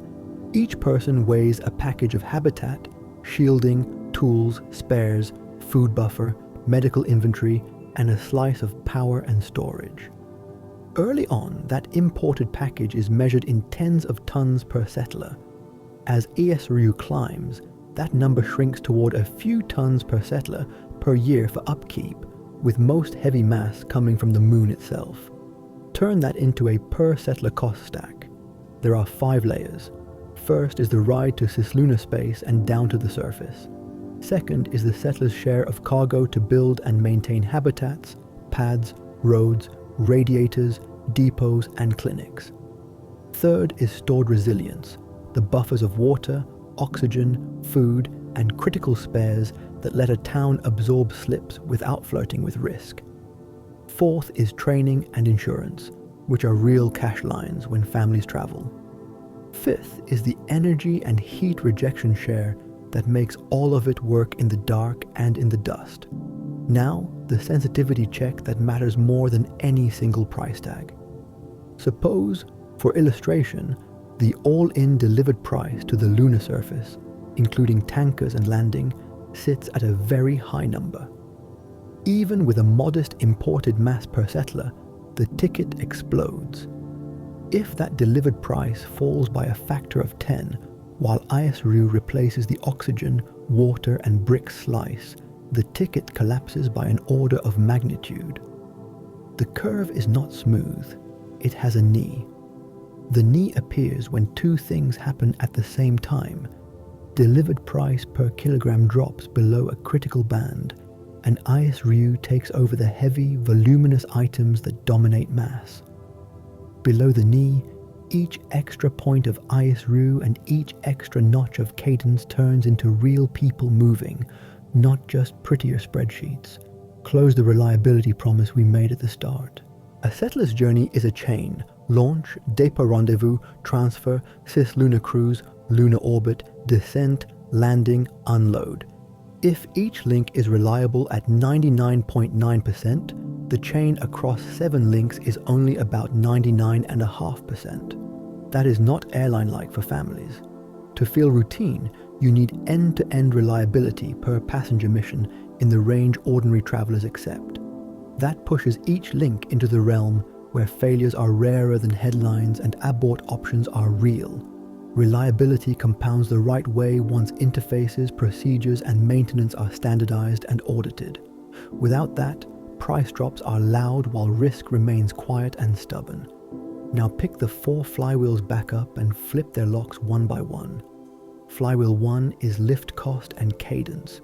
The lock opens when surface delivery price crosses a threshold band and stays there while flights keep time like trains.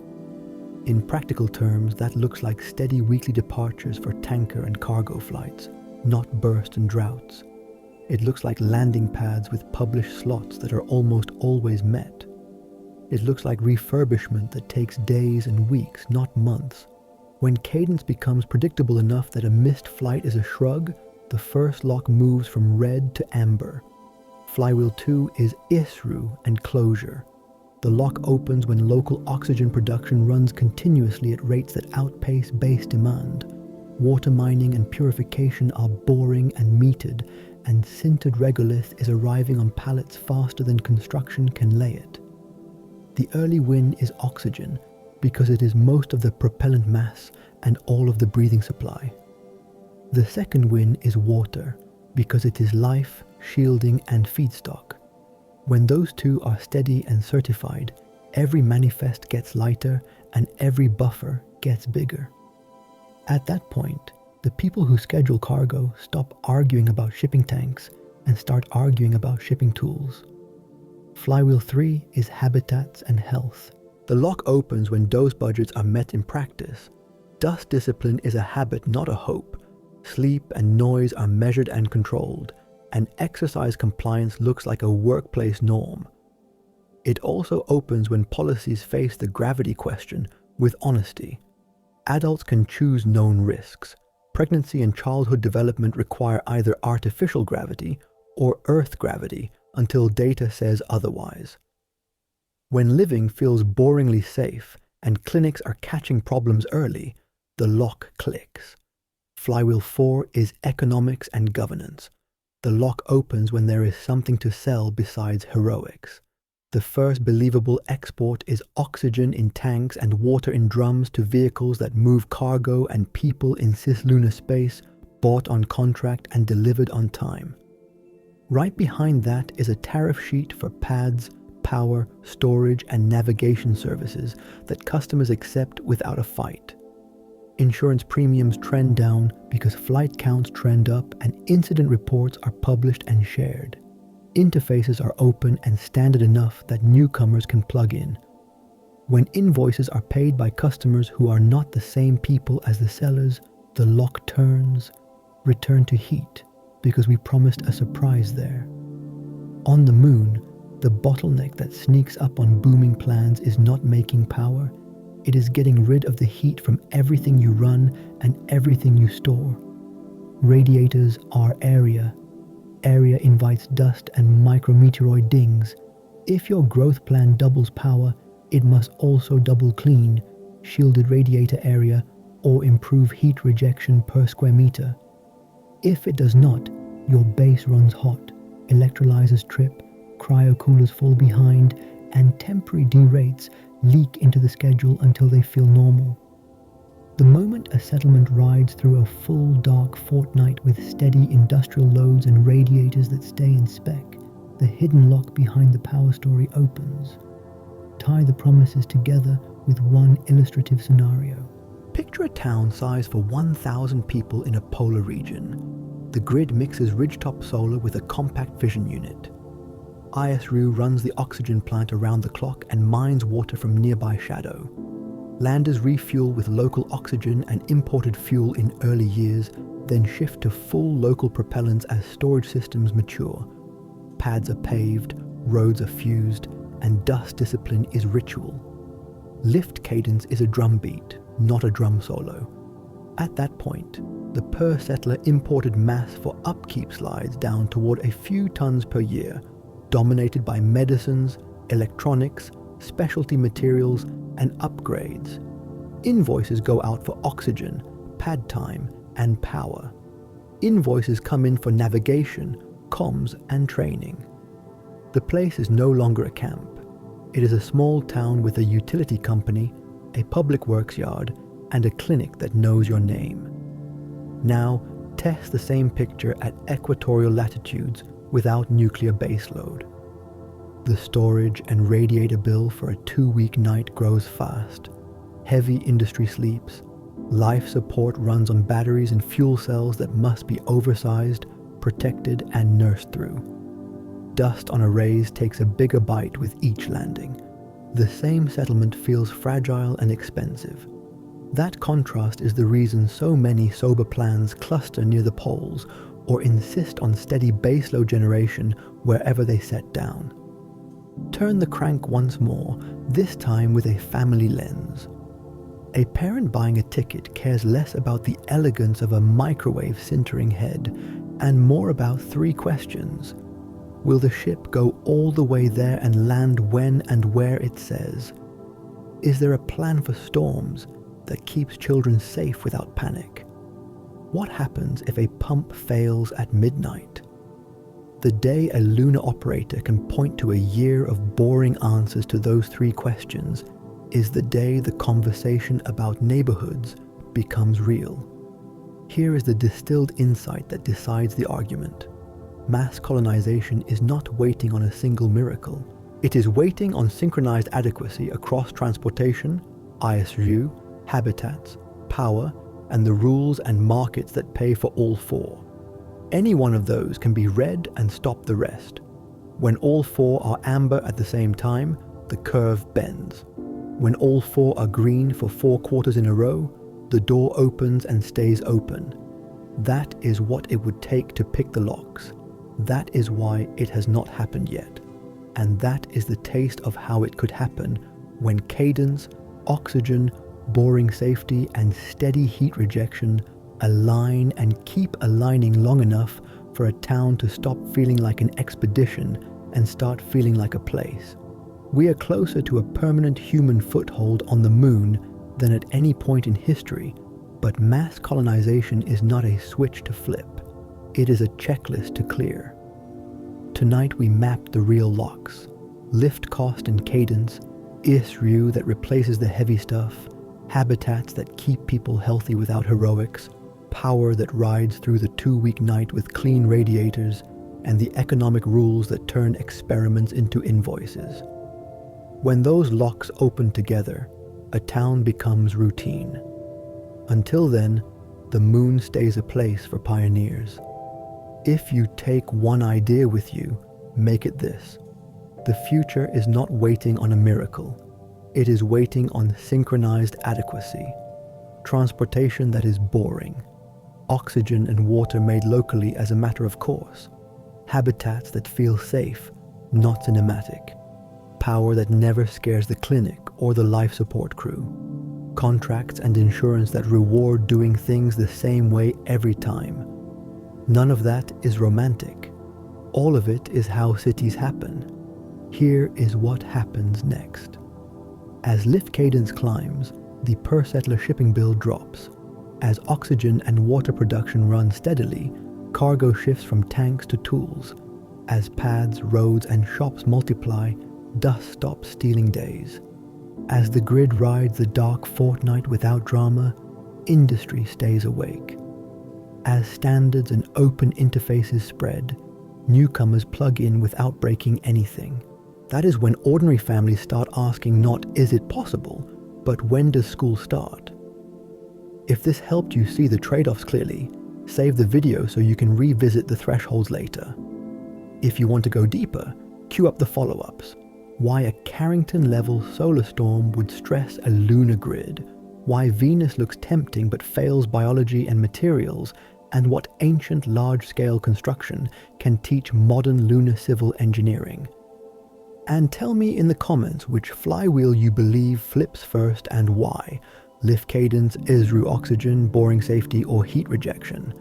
Your answer will shape what we build next. Thank you for spending this time with me. If clear, honest space videos are your thing, subscribe, share this with a friend who still thinks glass domes are coming next year, and I'll see you in the next one. Until then, keep your checklist tight, your radiators clean, and your promises paid off.